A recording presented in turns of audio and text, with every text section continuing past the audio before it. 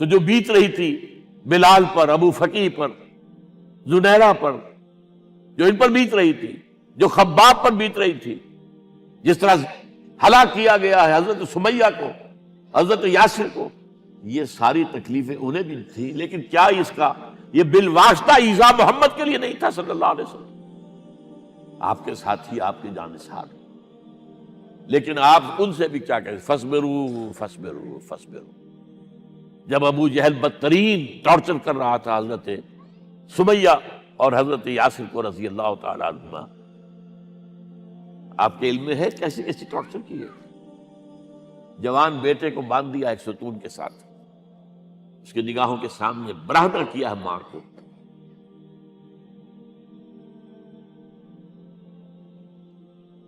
ہاتھ میں ایک مورتی ہے، جب تنگ آ گیا، ستا کر تنگ کر کے مار مار کے حضرت سمیہ ٹس سے مس نہیں ہو رہی، کہتا ہے تم ایک دفعہ کہہ دو سمیہ کہ ہاں اس مورتی میں بھی کچھ ہے، میں تمہیں چھوڑ دوں۔ انہوں نے تھوک دیا، برچھا مارا ہے شرمگاہ کے اندر،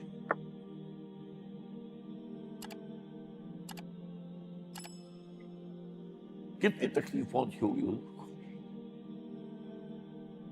لیکن آپ گزر رہے، اصبروا یا آل یاسر فإن موعدکم الجنہ، اے یاسر کے گھر والوں صبر کرو، تمہارے استقبال کی تیاریاں ہو رہی ہیں جنت میں۔ یہ سیرت کوئی بناتا سناتا ہے، یہ سیرت یاسر کے ساتھ کیا کیا ہے؟ 4 اونٹ نر سانڈ، اور ان کے ساتھ رسے باندھ کر، ایک رسے سے ان کا ایک بازو باندھا، ایک سے دوسرا بازو، ایک سے ایک ٹانگ، دوسرے سے دوسری ٹانگ، انہیں دوڑایا ہے کہ پرکھتے ہو جیسے قسم کے۔ یہ دین ایسے ہی قائم نہیں ہوا، عدل و انصاف کا نظام ٹھنڈے ٹھنڈے قائم نہیں ہوتا، گھر میں آرام سے بیٹھے ہوئے قائم نہیں ہوتا۔ اور سنی، ٹوٹل بائیکاٹ، ایک گھاٹی، ادھر پہاڑ ادھر پہاڑ، دونوں طرف جو ہے پہرے، کوئی کھانے پینے کی چیز اندر نہیں جائے گی، اور پورا خاندان بنی ہاشم، وہ بھی کہ جو ایمان نہیں لائے، وہ قبائلی زندگی تھی نا۔ بنو ہاشم چونکہ حضور کو پشت پناہی چھوڑنے کو تیار نہیں ہوئے، ابو طالب نے آخری وقت تک بھی ساتھ نہیں چھوڑا۔ ہاں، آخری وقت کے قریب ایک بات ہو گئی تھی، ایک مرتبہ تو ہوا کہ وفد آیا ہے قریش کا کہ اپنے بھتیجے کو روک لو، وہ ہمارے معبودوں کی توہین کرتا ہے۔ ابو طالب نے بلایا اور آپ سے کہا کہ یہ کچھ اپنے رویے کو بدلے۔ آپ نے فرمایا چچا جان، اب تو چاہیے میرے ایک ہاتھ پر سورج اور دوسرے پر چاند رکھ دے، میں اپنے اس مشن کو چھوڑ نہیں سکتا۔ اور ابو طالب کے عین انتقال کے وقت جو معاملہ ہوا، جب وفد آیا ہے کہ ٹھیک ہے اب ہمارا جو ہے صبر کا پیمانہ لبریز ہو گیا، 12 شیب بنی ہاشم میں 3 برس اس حال میں گزرے ہیں، ٹوٹل بائیکاٹ، کوئی کھانے پینے کی۔ کچھ لوگ تھے شریف النفس، مثلا حکیم بن حزام تھے رضی اللہ تعالی، اور بعد میں ایمان لے آئے۔ حضرت خدیجہ کے وہ رشتہ دار تھے، وہ پہاڑ پر چڑھ کر ایک طرف سے رات کی تاریکی میں، دونوں دروازے تو بند ہیں، پہاڑ پر چڑھ کر چوٹی سے نیچے اتر کر کوئی چیزیں کھانے پینے کی دے آئے بس صلی اللہ علیہ وسلم۔ کوئی اور ایک آدھ ہوگا ایسا، یہاں تک نوبت آئی ہے کہ بنی ہاشم کے یہ پھول جیسے بچے معصوم بھوک سے بلبلا رہے ہیں، اور اس کے سوا کچھ نہیں ہے کہ سوکھے چمڑے ابال کر اس کا پانی ان کے حلق میں ٹپکا دیا جائے۔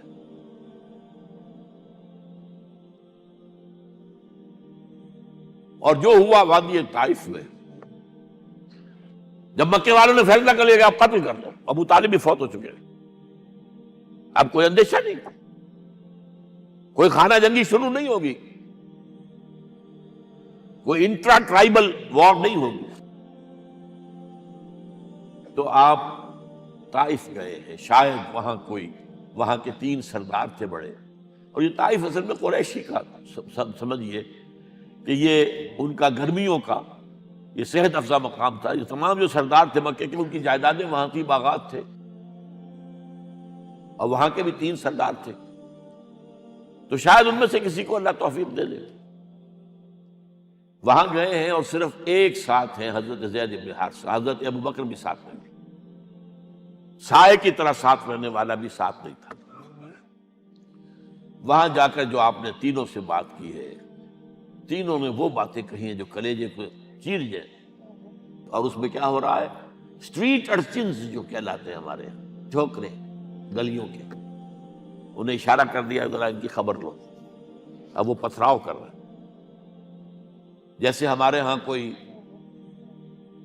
آ جاتا ہے، کوئی نیم پاگل یا کوئی اور کسی طرح کا مست قسم کا آدمی، اور اس کے اوپر چھوکرے چاروں طرف ہوں اور ستا رہے ہوں. یہ نقشہ تھا، اور طائف کی گلیاں تھیں، اور محبوب رب العالمین تھے. ادھر سے پتھر آ اللہم الیک اشکو ضعف قوتی وقلت حیلتی وحوانی علی الناس. اے اللہ تیری جناب میں فریاد لے کر آیا ہوں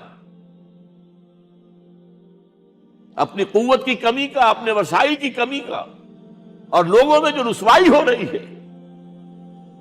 الی من تکلنی الی بعید یتجہمنی او الی عدو ملکت امری. مجھے کس کے حوالہ کر دیا ہے؟ مجھے دشمن کے حوالے کر دیا جو چاہے میرے ساتھ کر گزرے. لیکن پھر مقام عبدیت کا ظہور ہوتا ہے. ان لم یکن علی غضبک فلا ابالی.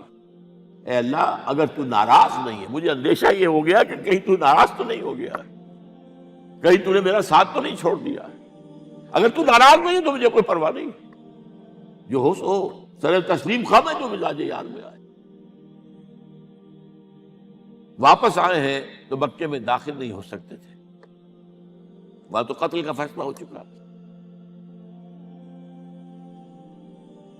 بہرحال یہ چند باتیں میں نے آپ کو بتائی. باقی تو یہ کہ غار ثور ہے کیسی کیسی، اور پھر غزوہ بدر سے پہلے کی رات ہے، اور وہ آپ کا زندگی کا طویل ترین سجدہ ہے. اس میں جہاں تک یہ الفاظ بھی آپ نے کہہ دیا، اللہ اگر کل یہ جو 313 یہاں جمع ہیں اگر یہ ختم ہو گئے تو پھر قیامت تک تیرا نام لینے والا کوئی نہیں ہوگا.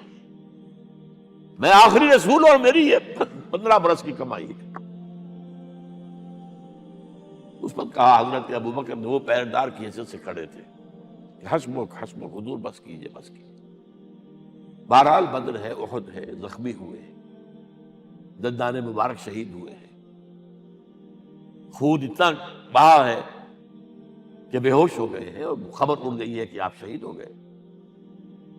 یہ سب کچھ، اور سب سے بڑھ کر حمزہ کی لاش سامنے آئی. کیسی لاش؟ ناک کٹی ہوئی ہے، کان کٹے ہوئے، پیٹ چاک کر کے کلیجہ چبایا ہوا ہے. کس طرح برداشت کیا ہوگا آپ نے؟ اپنے اوپر تاری کر کے دیکھیں. یہ حمزہ کون ہے؟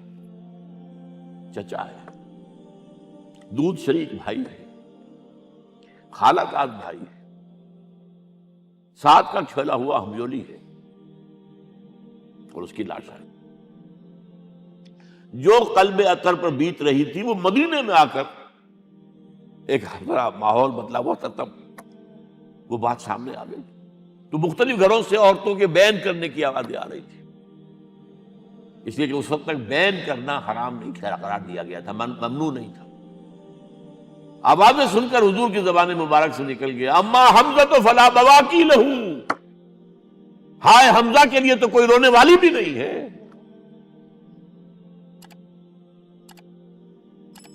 اس پر پھر صحابہ نے، انصار نے اپنے ہاں کی خواتین کو حضرت صفیہ کے ہاں بھیجا. وہ سگی بہن تھی، وہاں انہوں نے جا کے بھی تعزیت کی بہن کی. غزوہ احزاب کا آپ نے سن ہی لیا. اسوہ رسول پر نہ معلوم کیا کیا باتیں چیز لوگوں میں مشہور ہو گئی. وہ اسوہ کیا تھا؟ جب خندق کھودنے کا فیصلہ ہوا ہے تو خندق کھود رہی ہے، حضور بھی لگے ہوئے ہیں، بھاری بھاری پتھر اٹھا کر کندھے پر لا کر باہر پھینک رہے ہیں. پتھریلی زمین تھی. ایک پتھر کسی سے ٹوٹا نہیں تھا، تو حضور نے جو ہے 3 دفعہ جو اس کے اوپر ضرب لگائی تب ٹوٹا ہے۔ لیکن یہ کہ کئی دن کے فاقے ہو چکے تھے، کھانے کو کچھ نہیں، پورا محاصرہ تھا، 12,000 کا لشکر گھیرے ہوئے، یہاں تک کہ آپ کو معلوم ہے کہ گھروں کے اندر بیت الخلا تو نہیں ہوتے، باہر جاتے تھے قضاء، اس کا کوئی امکان نہیں۔ شدید ترین آزمائش جو ہوئی ہے اس کا نتیجہ ایک طرف یہ نکلا کہ منافقین کا نفاق ان کی زبانوں پر آ گیا۔ قرآن مجید میں ہے یہ انہی آیات میں، ما وعدنا اللہ ورسولہ الا غرورا، ہمیں تو اللہ اور اس کے رسول نے دھوکہ دے کے مروا دیا۔ ہم سے کہا تھا کہ قیصر و کسریٰ کے خزانے تمہارے قدموں میں آئیں گے، اور حال یہ ہے کہ اب رفع حاجت کے لیے باہر نہیں جا سکتے، کھانے کو کچھ نہیں۔ اس وقت کچھ صحابہ آئے ہیں حضور صلی اللہ علیہ وسلم سے، دیکھیے فاقے سے کمر دوہری ہوئی جا رہی ہے، ہم نے اپنے پیٹوں پر پتھر باندھے ہوئے، چادروں کے ساتھ پتھروں کسا ہوا تاکہ کمر سیدھی رہے۔ حضور نے اپنا کرتا مبارک اٹھا کر دکھایا 2 پتھر میں، یہ ہے اسوہ، یہ ہے آپ کی سنت، آپ کا اسوہ حسنہ۔ لیکن اس اسوہ حسنہ سے فائدہ کون اٹھا سکتا ہے؟ لقد کان لکم فی رسول اللہ اسوۃ حسنۃ لمن کان یرجو اللہ والیوم الآخر وذکر اللہ کثیرا۔ اسوہ تو اپنی جگہ ہے، قرآن میں ہدایت سب کے لیے، ھدی للناس، لیکن فائدہ اٹھائیں گے صرف متقین، ھدی للمتقین ہے سب کے لیے، اسوہ سب کے لیے ہے، لیکن استفادہ وہی کر سکے گا جو 3 شرطیں پوری کرے: اللہ اور یوم آخر پر ایمان، اور اللہ کا ذکر کثرت کے ساتھ۔